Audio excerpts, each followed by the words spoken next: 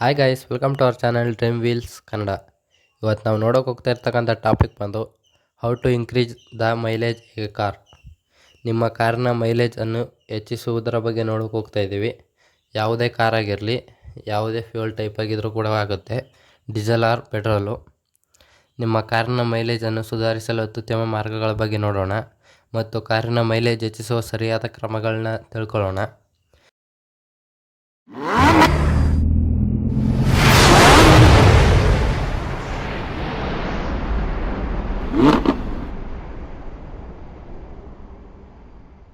ಮೊದಲನೇದಾಗಿ maintain the tyre pressure.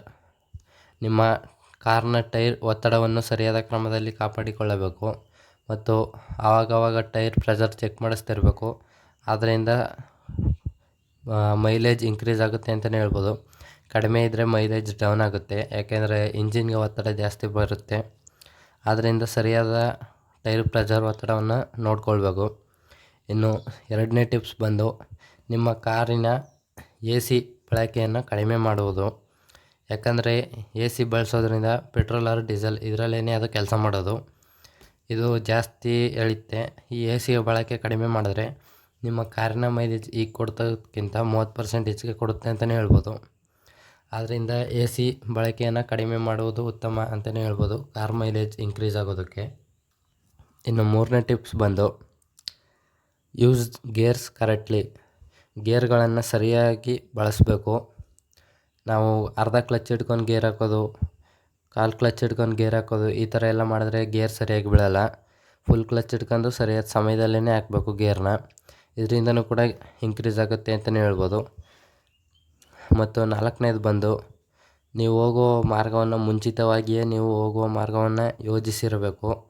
ಆದ್ದರಿಂದ ಸರಿಯಾದ ಸಮಯಕ್ಕೆ ಹೋಗಿ ತಲುಪ್ಬೋದು. ಬೇರೆ ದಾರಿಯಿಂದ ಹೋಗೋದು ಕಡಿಮೆ ಆಗುತ್ತೆ ಅಂತಲೇ ಹೇಳ್ಬೋದು. ಆದ್ದರಿಂದ ನೀವು ಎಲ್ಲಿಗಾರು ಹೋಗಬೇಕು ಅಂದರೆ ಮೊದಲೇ ಆ ಮಾರ್ಗವನ್ನು ಆಯ್ಕೆ ಮಾಡ್ಕೊಳ್ಬೇಕು.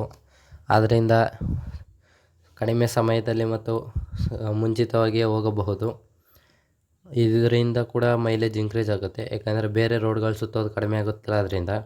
ಇನ್ನು ಐದನೇ ಟಿಪ್ಸ್ ಬಂದು ಗುಡ್ ಮೇಂಟೆನೆನ್ಸ್, ರೆಗ್ಯುಲರ್ಲಿ ಸರ್ವಿಸ್. ಉತ್ತಮ ನಿರ್ವಹಣೆ, ನಿಯಮಿತ ಸೇವೆ. ಸರಿಯಾಗಿ ಕಾರ್ನ ಮೇಂಟೈನ್ ಮಾಡ್ತಿರ್ಬೇಕು ಮತ್ತು ರೆಗ್ಯುಲರ್ಲಿ ಸರ್ವಿಸ್ ಮಾಡಿಸ್ತಿರ್ಬೇಕು. 10,000 ಕಿಲೋಮೀಟ್ರಿಗಾಗಿದ್ದರೆ 10,000 ಕಿಲೋಮೀಟ್ರಿಗೆ ಸರ್ವಿಸ್ ಮಾಡಿಸ್ತಾನೆ ಇರಬೇಕು. ನೀವು ಜಾಸ್ತಿ ಮಾಡಿಸ್ದೇ ಹೋದರೆ ಸರಿಯಾಗಿ ಸರ್ವಿಸ್ನ, ಇಂಜಿನ್ ಹಾಳಾಗುತ್ತೆ ಮತ್ತು ಮೈಲೇಜ್ ಕಡಿಮೆ ಕೊಡುತ್ತೆ ಅಂತಲೇ ಹೇಳ್ಬೋದು. ಇನ್ನು ಆರನೇದು ಬಂದು ಅರ್ಧ ಅಥವಾ ತುಂಬಿದ ಟ್ಯಾಂಕ್ ಮಾಡಿ ಕಾರನ್ನು ನಿಲ್ಲಿಸುವುದು. ಕಾರಿನಲ್ಲಿ ಎಲ್ಲ ಫ್ಯೂಲ್ ತೀರಿ ಹೋಗುವ ತನಕ ಓಡಿಸಬಾರ್ದು ಅಂತಲೇ ಹೇಳ್ತೀನಿ. ಯಾಕಂದರೆ ಅರ್ಧ ಅಥವಾ ಫುಲ್ ಇದ್ದರೆ ಒಂಥರ ಅದರಲ್ಲಿ ಇದಾಗಿರುತ್ತೆ.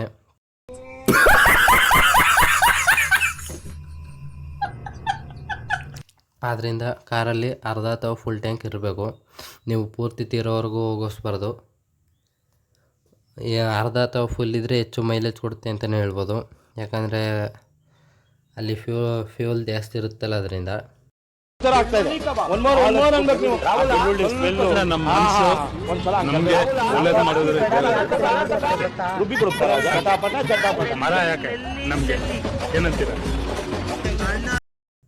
ಇನ್ನು ಏಳನೇ ಟಿಪ್ಸ್ ಬಂದು ಕಾರ್ನ ಎಲ್ಲ ಕಿಟಕಿಗಳನ್ನು ಮುಚ್ಚಿಕೊಂಡು ಹೋಗಬೇಕು. ಇದರಿಂದನೂ ಕೂಡ ಮೈಲೇಜ್ ಇನ್ಕ್ರೀಸ್ ಆಗುತ್ತೆ ಅಂತಲೇ ಹೇಳ್ಬೋದು. ಯಾಕಂದರೆ ಕಿಟಕಿಗಳನ್ನ ತೆಗೆದುಕೊಂಡು ಕಾರ್ ಚಲಿಸುವಾಗ ಗಾಳಿ ನುಗ್ಗಿದಾಗ ಪ್ರೆಷರ್ ಜಾಸ್ತಿ ಬೀಳುತ್ತೆ ಕಾರ್ಗೆ, ಇಂಜಿನ್ಗೆ ಒತ್ತಡ ಜಾಸ್ತಿ ಆಗುತ್ತೆ. ಆದ್ದರಿಂದ ಕಾರ್ ಕಿಟಕಿಗಳನ್ನ ಕ್ಲೋಸ್ ಮಾಡಿದಾಗ ವಿಂಡೋಸ್ಗಳನ್ನ ತುಂಬ ಸ್ಪೀಡಾಗಿ ಹೋಗುತ್ತೆ ಮತ್ತು ಮೈಲೇಜ್ ಇನ್ಕ್ರೀಸ್ ಆಗುತ್ತೆ ಅಂತಲೇ ಹೇಳ್ಬೋದು. ಇದೊಂದು ಟಿಪ್ಸ್ ಆಗಿತ್ತು. ಇದರಿಂದ ಮೈಲೇಜ್ ಇನ್ಕ್ರೀಸ್ ಆಗುತ್ತೆ ಅಂತಲೇ ಹೇಳ್ಬೋದು. ಇದಿಷ್ಟು ಕಾರ್ ಮೈಲೇಜ್ ಹೆಚ್ಚಿಸೋದ್ರ ಬಗ್ಗೆ ಆಗಿದೆ. ಈ ಮಾಹಿತಿ ನಿಮಗೇನಾದ್ರು ಇಷ್ಟ ಆಗಿದರೆ ಲೈಕ್ ಮಾಡಿ, ಶೇರ್ ಮಾಡಿ, ಸಬ್ಸ್ಕ್ರೈಬ್ ಮಾಡಿ ಅಂತ ಹೇಳ್ತಾ ಥ್ಯಾಂಕ್ ಯು ಫಾರ್ ವಾಚಿಂಗ್.